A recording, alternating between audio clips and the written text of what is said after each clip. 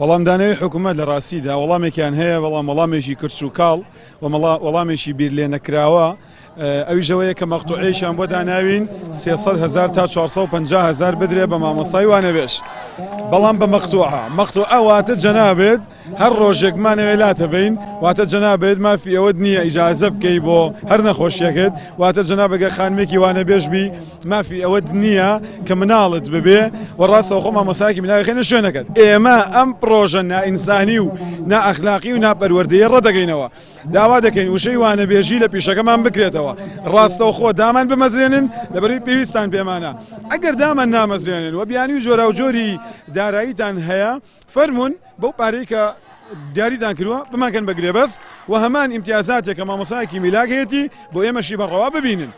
سەرەتا بە خێراتنتانەکەم زۆر سپاسی ئێوە ئەکەم لە ئەوە ڕۆژی خۆپیشاندانەکانەوە ئێوە ڕۆماڵی خۆپیشاندانەکانەکەن. ئێمە وەکو